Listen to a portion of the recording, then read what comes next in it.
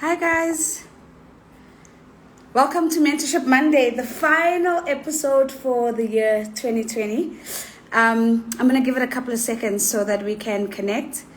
Avetandra, no, there must be a prize for always being on first. Inga, hello.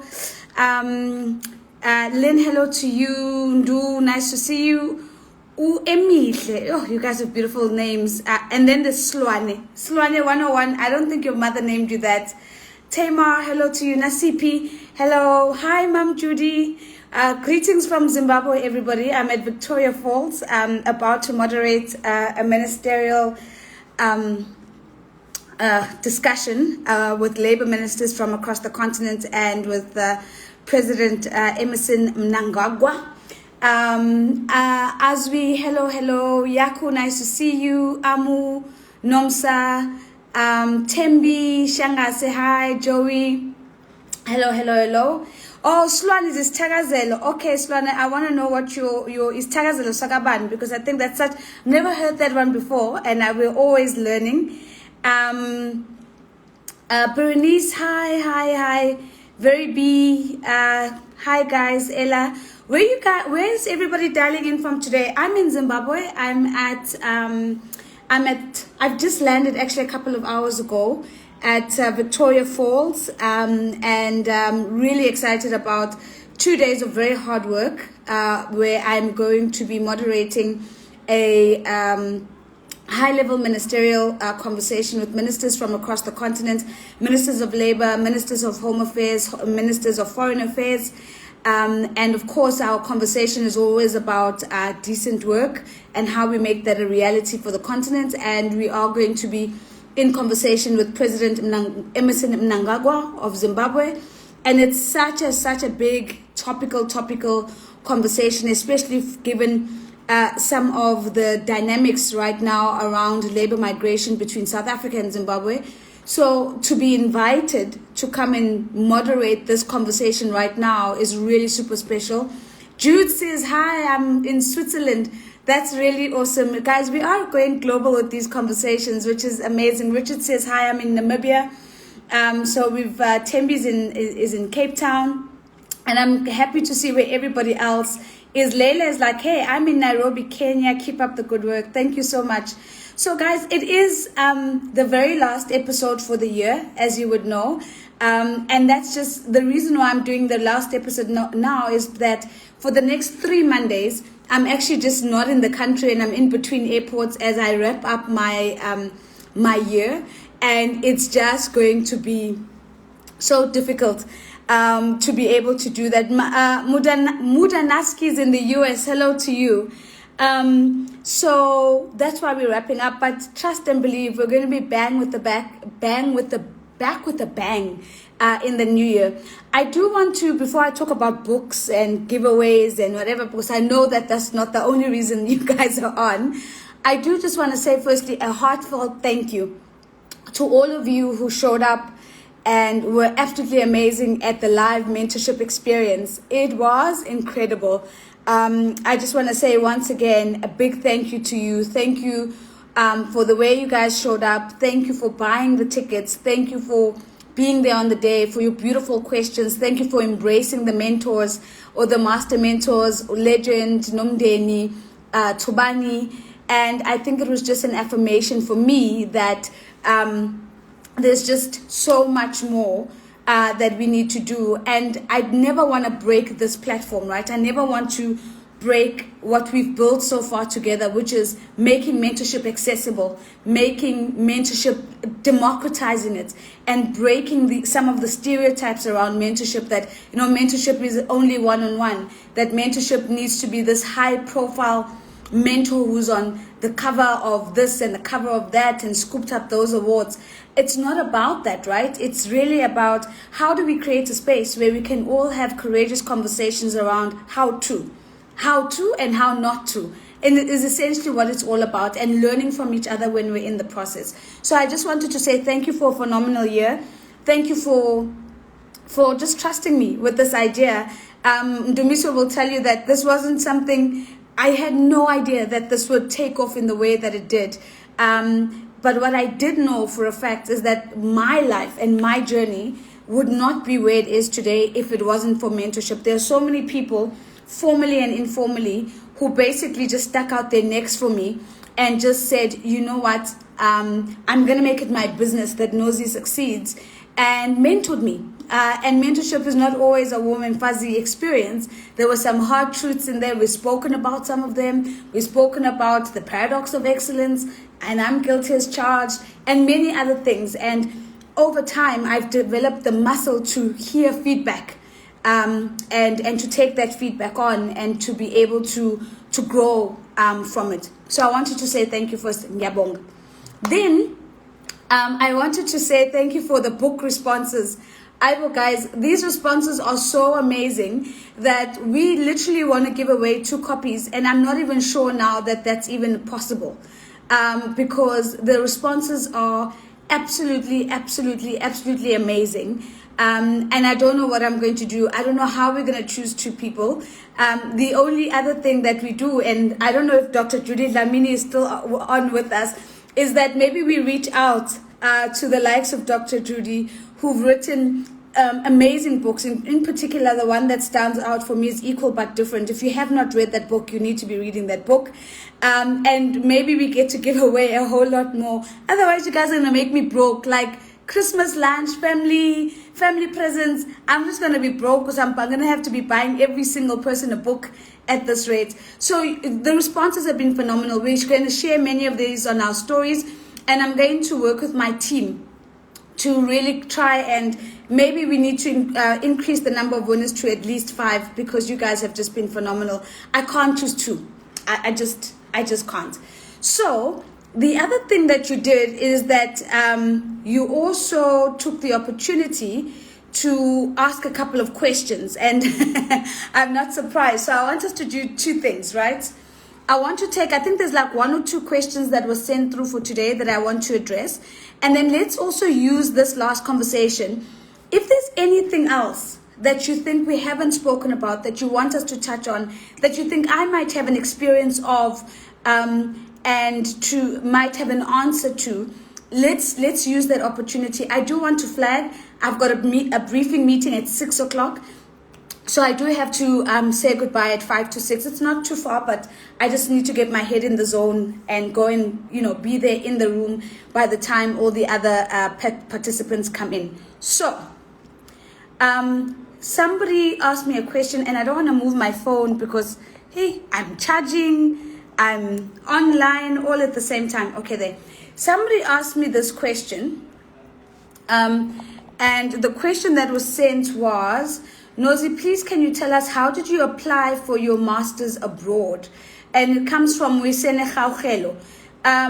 Thank you for the question. It's such a beautiful question because it is a how-to question. And that is, how do we get into universities abroad? How do we make studying overseas accessible so that it's not a once-in-a-lifetime story that we hear from other people, but that is something that, really is accessible. So I'm going to tell you a little bit about my journey, about how that happened. So I did not have my sights set on studying overseas, and simply because I think it was my own limited beliefs about what I thought people like me could do and deserve. I've told you my story over and over again. Poor family, poor background. Going to university on its own was a big breakthrough. And suddenly I found myself doing my 3rd year at the University of Pretoria. And guys, I'm going to tell the story one last time because I know sometimes people don't believe me. So I used to live in Sunnyside in Pretoria, and I was studying at tax at the University of Pretoria. And I used to live in Sunnyside despite the fact that I was on NSFAS, so I had student financial aid, because I was too scared for the financial aid to actually pay for my accommodation, because I was very scared of debt. So growing up poor, you become very conscious about debt and on what debt does to a family. So I grew up watching my parents constantly trying to manage debt, and I just knew that I just didn't want debt. So I realized that if NSFAS only pays at the very least for my school fees, I could work. So I was tutoring at the university, and I was getting paid for that. And then at a later stage, I actually even started, I was waitressing at in Hatfield. There used to be a restaurant called La Pat, which used to be next to Wimpy, and I used to be a waitress there, and I used to waitress Friday, Saturday, Sunday.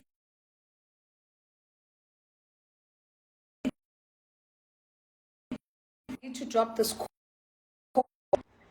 All right, I'm hoping you guys can still hear me. Please let me know. Every time somebody calls me, it just throws off my audio. So let me know if you can still hear me.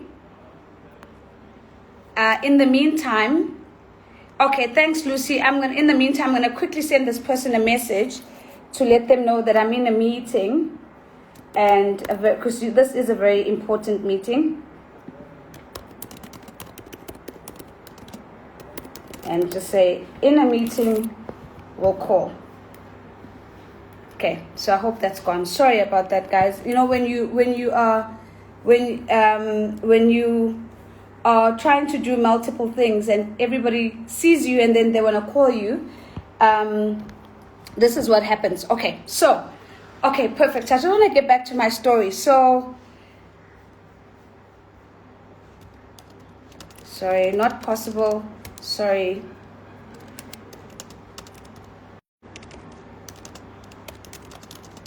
Sorry, guys.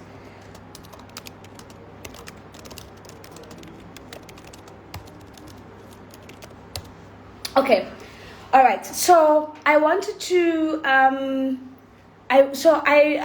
okay, taking a step back. So I didn't want to take up debt that I didn't have to take up, because I was like, I don't want to be falling into the same trap of seeing my parents having to service debt to take us through school, to do all sorts of things. I didn't want that life. So I decided that I was going to work as much as possible, to the extent that it didn't actually mess with my studying, whilst at the same time living in a cheaper place. So there were 3 of us, me and 2 other girls, who lived in a bachelor flat in Sunnyside. So we all had mattresses, because there's no space for 3 beds. We all had mattresses, slept on the floor, and that was our life. And I'm not glamorizing the poverty; it was what it was. And we had a crap load of fun, by the way, while we were at it. So what happened was, that particular day, I had run out of bus money, and I didn't have the bus ticket. So I just decided that I was going to walk from the University of Pretoria to Sunnyside. It's not a bad walk. I think it was like 30 minutes, 40 minutes. But I was walking, so I had my backpack on, and I was walking down Church Street. So Jude's, I studied in 2003 all the way to 2006. And so I was walking, and as I was walking on Church Street, there's a hotel called the Sheraton Hotel just facing the back of Church Street. And here's the thing, guys. There I saw a poster on the wall of the Sheraton, and the poster was literally, and excuse my French here, it was literally next to those blue and white penis enlargement posters that you see everywhere. And I saw this poster, and this poster said that the presidency is looking for interns. And I remember just thinking, I don't know if this is a moment like God is trying to say something to me. But you know what? If this is what God wants me to see, the fact that it's next to a blue and white penis enlargement poster means nothing. So I took off my backpack and I started writing down the details of the internship that was being offered by the presidency. I didn't think I was going to get it, but I was like, what are the chances, right? And to think at that moment, I was standing at the foot of the union buildings, not knowing that literally a year later, I'd be working there. Cut a very long story short, I applied, I never heard anything back. I gave up, and I was like, okay, I didn't get it, and that's fine. And then suddenly, yeah, Wiggy, you're right. A sign is a sign, guys. Doesn't matter, where the sign is. And I remember I literally got a call to say, please come in for an interview. And I had dreadlocks at the time. The reason I had dreadlocks is that they were cheaper to maintain than trying to do all the other things that we were doing. And I remember I went for the interview, and I didn't know that the taxis don't go up to the union buildings, because what was I doing at the union buildings? There was nothing that I was going to go to the union buildings for. So this is me. I go to Mr. Price. I buy a pair of high heel shoes. I still remember them. They were black high heels, gray pants, and a white shirt, and tied up my dreadlocks in a ponytail and walked up to the union buildings. By the time I got there, I was soaking wet. I was sweating. I'm sure I was even smelling, and I still was like, there's nothing I can do. Like, I'm here for the interview. Thankfully, I was still on time, and I went in and I had the interview. I literally got the job on the spot, and that for me was a destiny-defining moment. Now, why is this important for the question about studying abroad? So suddenly, my realm of what was possible changed, because people like me suddenly could work at the presidency, could actually be in the union buildings, which just blew my mind, because I never knew that that was something that I could have done. Anyway, I started working and I got assigned to my first, I won't say my first mentor, but the mentor, one of the mentors who was so intentional about mentoring me, and that was Dr. Pumzile Mlambo. She was so intentional. She made it her business. Like, we would have debriefs every day. She always wanted to know, what are you thinking? What are you struggling with? Give me feedback, and so on and so on. And sometimes it wasn't always professional feedback. Sometimes it was just like personal feedback. And she'll tell me things like, I notice the zip of your bag is always open. In Zulu, we say, ikamsil.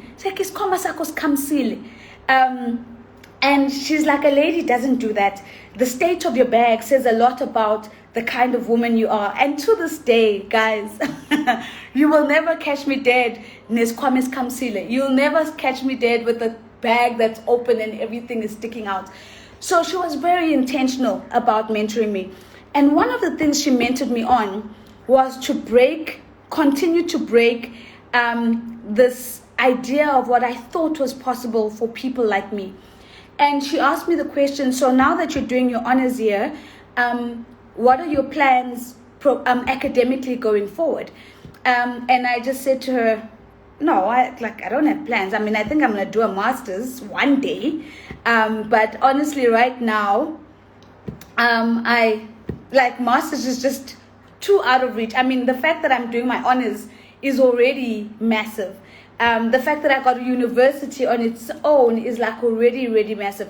I just don't have the capacity to even think about that possibility. And then she says, okay, if you are going to do your master's one day, where do you want to do it? And I said, well, can I just do it at the University of Pretoria? I mean, I did my undergrad there. I'm doing my honors there. So, this is the system I know. I know how things work around here. I know where the library is. I know how the buildings work. I'm just going to do it again at the University of Pretoria. And I remember she took a jibe at me, and she said, why are you doing all your degrees at one institution? Are they paying you to study there? And I was like, what do you mean? She's like, no, why aren't you going to study abroad? And I was like, abroad where? Me study abroad? No way. So that doesn't make any sense. How am I going to get abroad? I've never even been overseas. So how am I going to go and now study abroad? And she said to me, well, I'm going to go give you homework. If you could study anything in the world and study it anywhere, which university would you want to go to and why? And just the invitation to start thinking about what if on its own was just so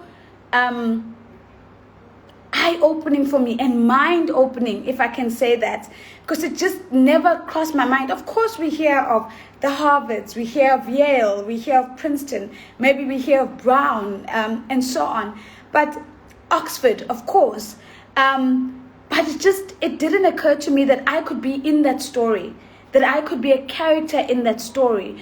And after that conversation, I had so much clarity, because I then went and researched all the people that I looked up to. Where did they study?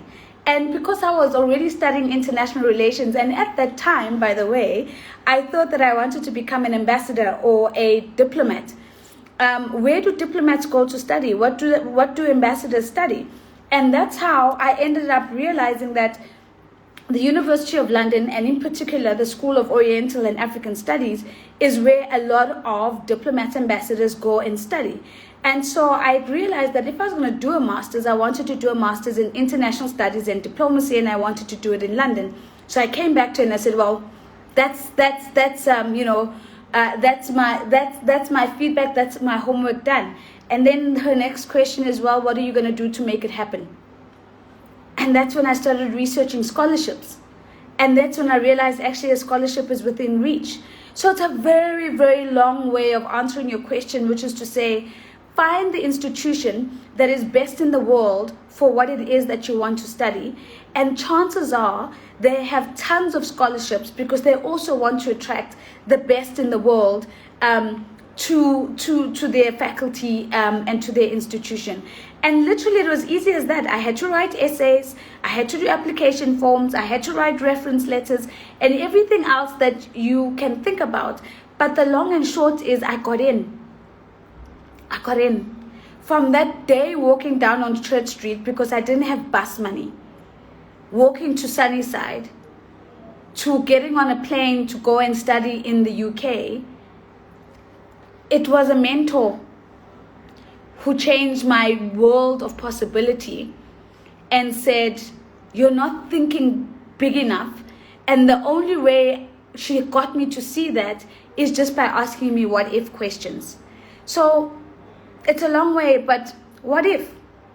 And are you asking yourself the what if question? In what areas of your life have you decided that this is it? And that this is what making it is, or this is how far a person like you can go. And to what extent are you asking yourself the question, what if? What if I went, what if I went a step further? What if I broke through another ceiling? And then the second question is, well, what needs to be true for that to happen? What actually needs to be true? And as soon as you do that, you begin to realize that it can be done. There are very few things that are absolutely impossible. Break it down into small chunks and you make a pathway to get in. Sometimes it's not the route that you anticipated. Sometimes it takes a bit longer than you had imagined. But what if is the long and short of it. So I wanted to answer that question, guys. And so thank you for indulging me. I want to see another question that I see a lot of you guys are coming at me and telling me how you love Rory's session. Guys, please do not let this husband of mine get a big head. He makes Mentorship Mondays, but it was such an interesting debrief with him afterwards because we were having a conversation and he was saying, no, but when you invited me, you said to me, this conversation is going to be, about mentorship and strategy and so on. And I was like, that is the thing. But also it's very important if you're mentoring or if you're stepping into the posture of being a mentor to be led towards the thing that the mentee wants to speak about. And right now, the Mentorship Monday community just wanted to talk about the relationship. And some of the things within that relationship, and I thanked him profusely because I think that even beyond the strategy, I want to go back. Oh, more happy. Let me pin your comment. Beyond the strategy conversation, I think we were able to share a little bit of stuff, about us, and I really hope that helps in one way or the other. But the one disclaimer I always say is that we're not relationship experts. We've only been married for just 2 and a bit years, and so we don't want to give factual relationship advice. But what we could do is just share our own experience and what that has been like. So thank you for making Mentorship Mondays part of my family as well. I want to pick up this question from Mohapidi, who says, I need your insight and guidance. I'm not sure if a PhD is good or to go back to corporate. Okay, so here's the thing about PhDs. I'm a huge advocate, right? And that's because I'm just a nerd and I love academia and I love studying. And I think if you're going to be adding something to the body of knowledge, why not? Why not do a PhD if you think that you can do that? What I'm not a fan of is, and I received the same advice myself many years ago, is that how, Musiane, I just answered your question. I just spent 40 minutes answering your question. I'm not answering that question. So let me come back. So please watch it if you've just missed it. We just spoke about the Masters Abroad. Snow's party, sorry, I can't help it. I'm in a conference center right now. My room is even darker, so yeah, there's a lot of romantic lighting happening, and sorry, I can't help. Now, Dick says, I just got my PhD results today. I still can't believe that I'm finally a doctor after 3 years. Big ups to you. Musiane, yes, just watch at the beginning. We just spent 20 minutes or 30 minutes on your questions. So thank you for a great question. So on the question of PhDs, I'm a big advocate for PhDs. I think that adding to the body of knowledge around a specific subject is really, really important. And I think it's really huge, right? What I'm not a fan of is people who are solving theoretical problems because they're not taking out the time to actually go and live in the world, to actually understand the problems that they're solving. And so I think it's really important that by the time you take up your PhD studies, you have some skin in the game, and you're not moving from an undergrad to an honors to a master's to a PhD. I really feel that when we take that route, we miss the opportunity for solving real problems. We solve problems that we've read about. We solve problems that we hear about. And I think the most exciting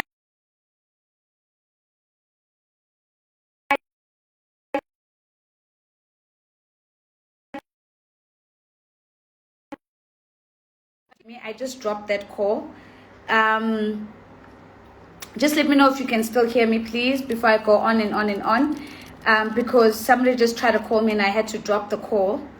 Can you hear me? Thumbs up, anybody? Is it still coming across fine? Let me know. So I'm gonna keep going though. Okay, thank you so much, Tabani. So I think that's important. I also want to share something very personal with you on my own journey towards, starting my PhD, is that I had to accept that the thing that I want to add as a body of knowledge is just so new and so unique that I had to take my first rejection in terms of my PhD application in my stride. And again, remember, I suffer from the paradox of excellence. I don't like not getting yeses. I don't like not winning. I don't like feeling like I'm standing still. And it was really hard for me to get a no. And I think it was also how the no was communicated. It was a system thing. So there wasn't any feedback to say, hey, Nozi, we think, this element of your proposal doesn't make sense, or this part of it needs to be fleshed out. It was just a system that says, you know how you log on and you go into the portal and you put the student number in, and then it says accepted, yes or no, and the answer was no. So I took a hard knock. I mean, I cried about it, for sure. I was really, really heartbroken that I hadn't gotten into a PhD program. And in hindsight, when I reflect on that, and this was earlier this year, by the way, in hindsight, when I reflect on that, I think, well, firstly, when I tell people what it is that I want to do, and that is, I want to do a study on conversation as a strategic tool. And that's why I call myself a conversation strategist. And I think there's something, I think there's something there that we haven't really thought about. We're not seeing conversation as a strategic tool. It's a very hard thing for people to wrap their heads around until they've seen it. And I think also the process, I must also, admit, I think the process wasn't great, because I was told, don't get a supervisor, apply, and then we will allocate you an internal supervisor. And that means I went in without the guidance that one would get from a supervisor. Now, those are the external factors. My own internal factors is that I had to accept and hear the no, because the feedback is I need to find a way that is an in. I need to find a simpler, easier way to get in. And I can't externalize everything. I've got to internalize it and say, maybe my proposal wasn't as well written as I thought. Maybe it wasn't as impactful and groundbreaking as I think it is. Maybe the work that I'm doing is illuminated for me in terms of how important I think it is. But it doesn't mean that it can't be as important for society, and I need to find a better way of communicating that. And again, to your earlier comments around God ordering one's steps, I don't know if I could have done a PhD this year or started that journey in hindsight. With everything that's happening, it's almost as if God was saying to me, wait, just wait. And so I'm not receiving this as a no. I'm receiving it as a wait. So Naldik, I want to just say to you, massive congratulations on your PhD. I think that's really, really amazing. And I hope one day I'm going to be able to write to you and to say to you, hey, I got my yes. Can you talk me through your experience? Because it's exactly, I know in my heart of hearts that is something that I'm going to do. But it was hard to hear a wait. It was hard to hear a wait. I'm very clear in my head that it's not a no. But rejection is hard. Receiving a no is just really, really hard. So that is, Mohapiti, that's, I hope that answers your question. I know I've shared a little bit about my own journey, but I think I thought that maybe it might help that just, take time to think about what it is that you want to do and the value that you want to add. I think you were saying tapping into something new, like being a conversation strategist, can often come with resistance from family and friends. As a pioneer who believes in your purpose, how do you get past the noise? I don't know if I'm wired to listen to people standing outside of my life telling me that I shouldn't go for something that they haven't done. I think it's always different when somebody's actually done something and they're saying, Nozi, I've been there before, don't do it.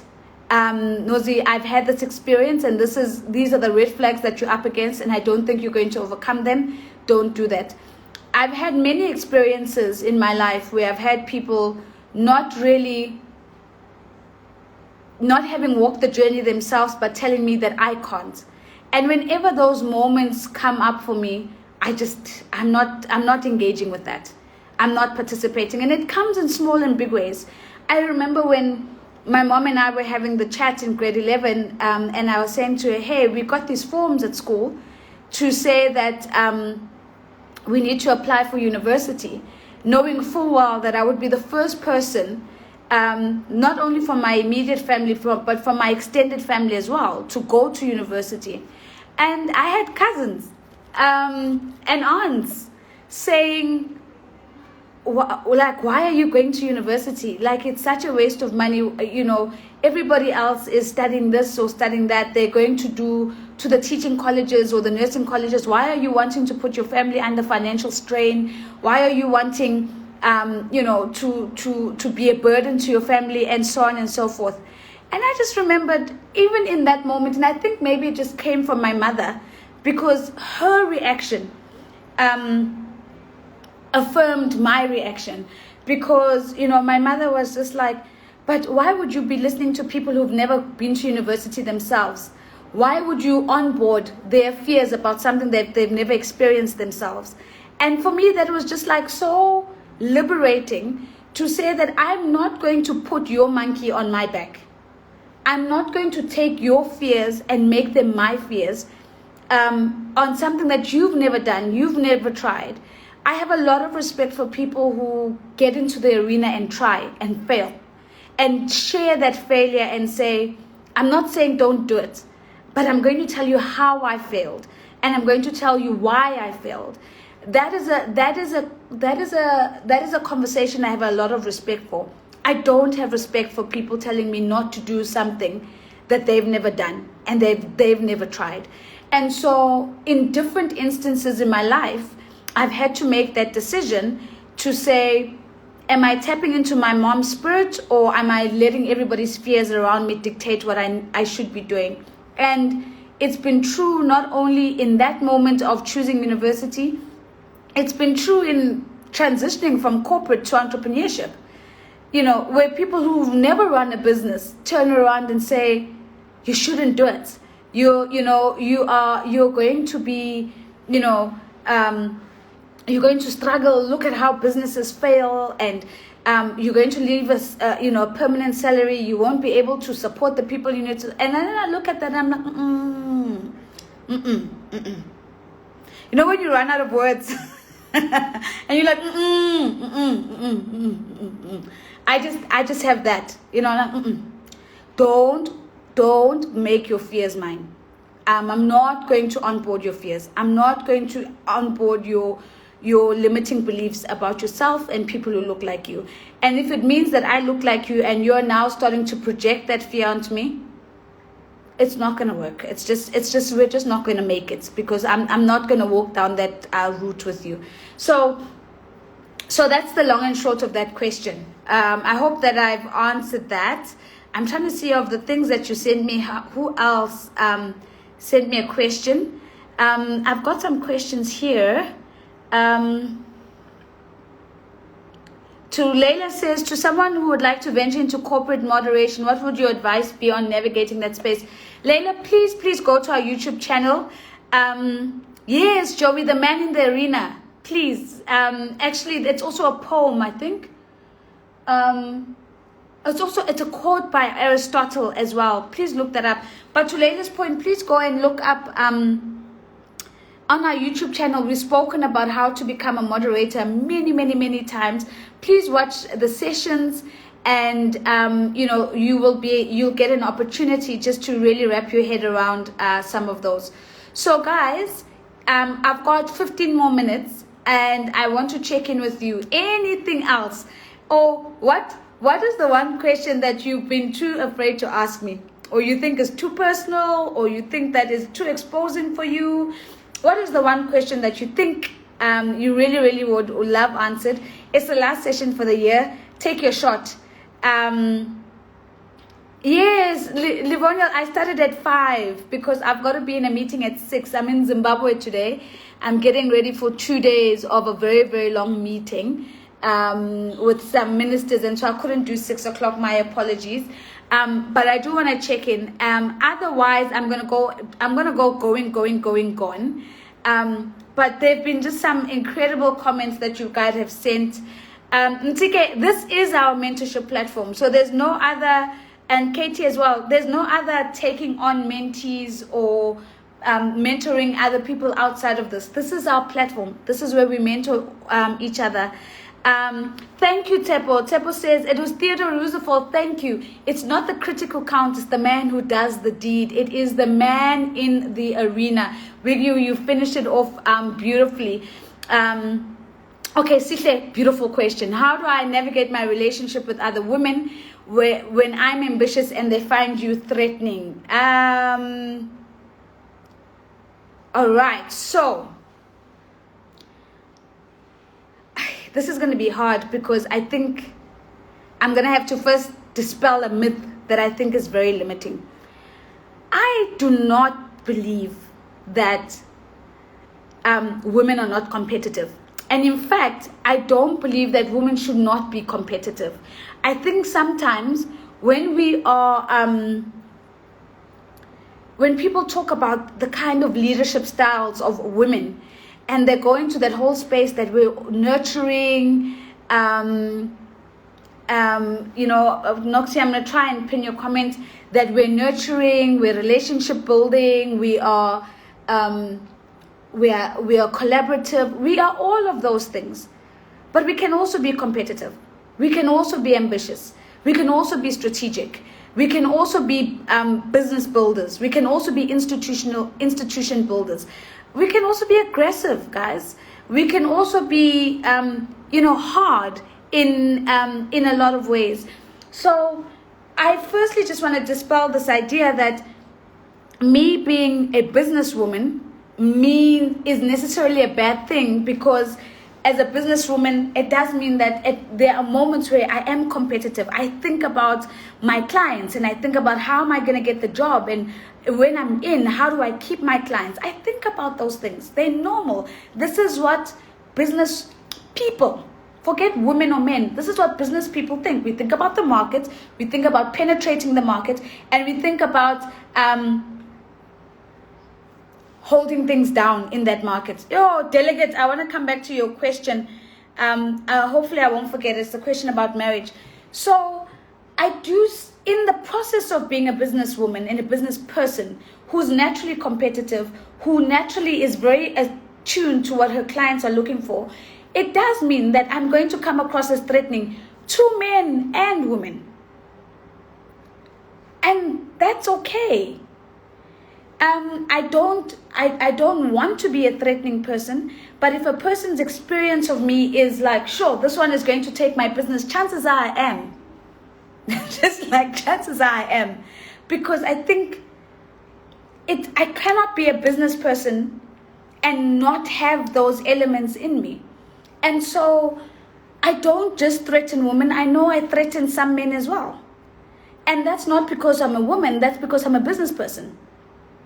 I run a very competitive business in a very competitive space. I think there are probably 5 real global moderators in the world. I think there's 5 of us. Because those are the people I keep bumping into in the airports, in between airports, as we're going to these different things. And so ambition is not a bad thing. Ambition's a good thing. But you must accept that not everybody is going to like you. Like, it's just not possible that everybody is going to have the same reaction to you, that everybody is going to think you're the greatest person alive, that everybody is going to think that you're absolutely non-threatening and you're sweet and you're amazing. It's not everybody's going to like you. I always say to us that we all have lights and shadow. When I am in front of a client, I'm in work mode. I'm getting the job done. I'm closing the deal. I'm dealing in dollars. I'm making sure that I'm making the money for the business. It's not always healthy to be boxing ourselves as women, that we have to always show up in the soft, nurturing, overly collaborative, overly empathetic style. There are moments to be that kind of leader, and there are moments where you need to be shrewd and to the point and get the job done. It's just human nature, and I think we need to fight back when people try to box us in to a particular type of leadership style. We have a range of leadership tools. As leaders, we have a range of mindsets that we can tap into. There are moments that call on us to be empathetic and nurturing and collaborative. And there are moments that call on us to clinch the deal, close the deal, get the job done, add value, put it on the table, showcase the value, and clinch the next deal. And that takes a different type of mindset, and it takes a different kind of posture and how you show up. So, to the question of whether people are threatened by me or not, I don't know, but I think some are, and I'm okay with that. In the same way, I might admire some people, and I might find other people a threat. It's human nature, and that's absolutely fine. Okay, Noxie says, oh, Noxie, I need to find your comment now. Okay, I have time for probably one more. Noxie, I had tried to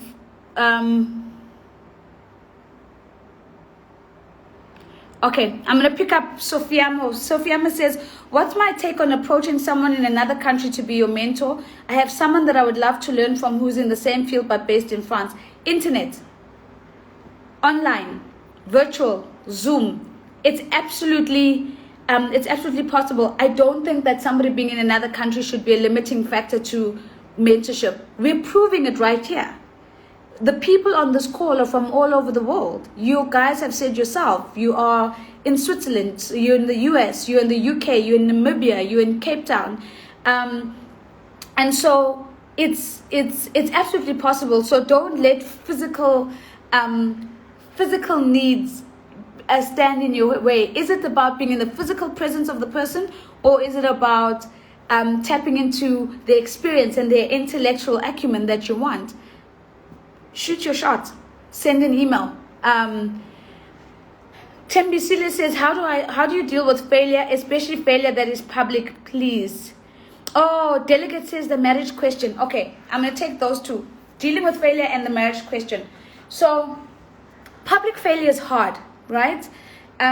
It's really, really hard. And especially when you're in a leadership position in whatever way or form, right? Because what we are told is that as leaders, we need to own the public failure, and we need to be attuned to how we react to that failure so that other people can look at us and think, okay, it's great to try something. I might not get it, but look at how Nozi, or look at how Stacy, or look at how Tebucho is reacting to that failure. And that gives me the confidence that I can pick up myself and go again. It's really, really hard. I'm just trying to think, of a moment where I've failed publicly. I think I can't think of like something that comes to mind. I mean, I've had instances where I feel like I didn't do a good job at moderating something, and I will hold my head up afterwards and, take on the feedback as hard as it is. And probably in private, I will really be hard on myself, maybe cry about it. But for me, the biggest thing is how do you get up after that? And the most important thing is getting up and showing your face publicly again, because I think that's a big sign of either the public failure breaking you, or you accepting the fact that you failed, and you failed publicly, and actually allowing people to help you get back on track. So I think it's such a big question, but hopefully it's a question we get to unpack in the new year. I just want to pick up on the marriage question, because you guys are all reminding me, which was just go back. Avetandra says, go back where the danger is. Okay, Avetandra, hold that thought. I want to tell you about the day I had an attempted hijacking, and the importance of going back to the spot where it happened. I'll end with that. Let me talk about marriage and the importance of, there's the question, how has marriage impacted your career, and can choosing the wrong partner limit you? I think choosing the wrong partner can definitely be limiting. I have been exceptionally lucky to marry a man who really, really, really, really is just in my corner and really, really cheering me on and always pushing me to be the best that I can. To the extent, I think I might have shared with you guys that I sometimes read my openings to him when I'm going to do a positioning of a big global moderation. I'll say a few things at the beginning because I want the audience to go, wow, we weren't expecting that. And I'll dry run them with my husband, and I'll be like, what do you think? How would you react to that? And he is a fantastic writer and an incredible strategist, and really, really an exceptionally smart person. And I know that sounds like you guys are probably rolling your eyes and go, yeah, this is the pump up my husband thing. It's not. Rory is probably hands down one of the smartest people I know. And I really, really fell for that when I first met him. But it's I think before the partner can impact your career, I think for me it was about allowing myself to go to a place of vulnerability where I can let somebody else in outside of myself into my workspace, which I hold so dear, to give me their insights about what they think is good and what they think is good enough. And that took a lot of vulnerability for me. It was hard to hear him say, yeah, no, babe, that's mediocre, that's average. I would expect that in J, and I think you can do better. But allowing myself to be vulnerable with him has been one of the most impactful things in my life. And I do think it matters who you marry. And I do also think that it's important to have the conversation before about the little things that we often miss. That is, hey, by the way, you realize that my future means more traveling, my future means this, because you don't want those things creeping up on you. You need to be able to have the conversation to say, how are we going to handle it when this and this happens? So you try and bring to the surface as many scenarios as possible. You're not going to get them all right, but there will be scenarios that you look at and you go, okay, we've spoken about this and we've made a commitment to each other about how we're going to handle this. So the long and short of it is, it matters, and it matters a lot. And I've been really blessed to have married a man who's an amplifier in my profession and not a diminisher. If I think I had to then choose between him and my career, it would be such a difficult thing, because I love my job, but I love my husband as well, and I love my family. And I think that would be really, really debilitating for me to have to make that choice. Choose an amplifier. Don't choose somebody who's a diminisher. And also, before, diminishing doesn't happen just one day. It's little signs and little things that make you feel diminished. And you need to be able to constantly be having those conversations as you're going along. Say, hey, by the way, this made me feel this way. This made me feel that way. And I think that's really important, so that we can give each other the opportunity to self-correct and to course correct, because we're not always going to get it right in that relationship either. You are going to have moments of yourself being the diminisher. And you need to be open to that feedback so that you can course correct and not show up as a diminisher in your relationship and in your marriage as well. Okay. Last comment. I just want to make a comment about going back to where the danger is. So a couple of years ago, I can't even remember what it was, probably like a decade ago now, I had an attempted hijacking. They tried to hijack me on the corner of Witkoppen and Rivonia. Guys, I love telling stories. As you can see, now I'm running out of time. And I was driving a Merc at the time, and I was coming from a friend, and it was a Saturday, and it was like a dry during the day, and it had been hot, so I was wearing shorts, and I was looking cute. And as I stopped at the intersection, I literally stopped for a couple of seconds, because we all know the story, right? That you need to just check your coast, right? Just check, and then don't stop completely, and then go, especially as a woman driving alone at night.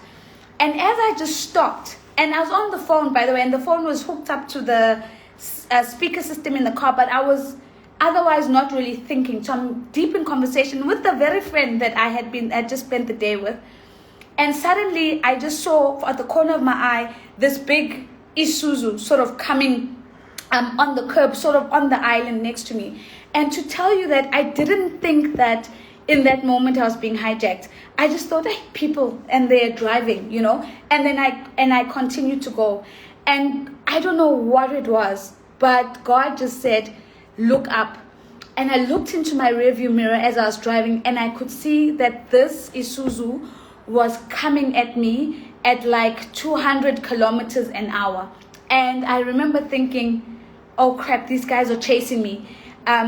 I put the car into sports mode. I'm not that person, but there I was. I'd probably only driven sport mode, I don't know, a few times. I put the car into sport mode, and literally my mind went blank. At that time, I used to live on Bowling Avenue in Morningside in Joburg. So literally, I just needed to turn the corner to get to my house, and I completely forgot. My mind went blank that literally less than a kilometer up the road actually was a police station. Because in my mind, I was like, where do I go? So I thought, do I go to the Shell garage at Maxwell by Eskom? But I was like, what's the point? If I go to the garage, they're just going to take the car anyway. And I started thinking, should I drive to Midrand, to the police station there? I completely blanked out that there was a police station around the corner. The entire time, my biggest fear was the fact that I was wearing shorts. And I was like, not a chance. If these guys get me, I have no idea whether they're just going to take the car, or I'm going to get raped in the process, or something is going to happen. So the instinct to flee was greater than the instinct to freeze up in the moment. And I've always said or thought to myself that if I was to be hijacked to try and save my life, I would just give them the key, give them the handbag, and everything else that they want. In that moment, I just was running for my life. And again, God being God, as I got to the intersection where I had to literally make the call whether I'm going past my house, turn off, or I'm turning into my house, there was this sort of like these vans, these like private security vans. They're called 24/7. You probably see them all around Joburg. They're black with yellow writing. And they drove past me, and it was my answered prayer. I literally turned and followed them towards my house. I started flashing them. I started hooting, and they realized that I was trying to stop them because I needed help. They literally stopped, got out of the van with the biggest guns I've ever seen like this. And as they came out with their guns, they told me to open my door. I opened my door. They pushed me onto the floor. The one guy had his boot on my neck so that I could stay down. And literally, this is in a couple of seconds. And then that Isuzu came around the corner after me. The long and short is that the Isuzu saw what was happening, that these guys had stopped, that the guns were drawn, that I was on the floor, the car's hazards were on. And they literally, if you can imagine, what's the English word? Is doodla. Like, if we can imagine an Isuzu twin cab, like doing a 360 basically, and going back, or a 180 and going back the way it had come. They didn't have to shoot, but it was as I mean, we were there. That's why I was on the floor, because they thought there was going to be a shootout. The long and short of it is that they saved my life. They escorted me home. I called my mom when I arrived, and the first thing my mother said, and yes, and it was a Saturday, she said, the first thing you're going to do is when you wake up in the morning, you're going to go to church, you're going to go pray about it, to release yourself about this, and then you're going to go exactly the same route you drove yesterday.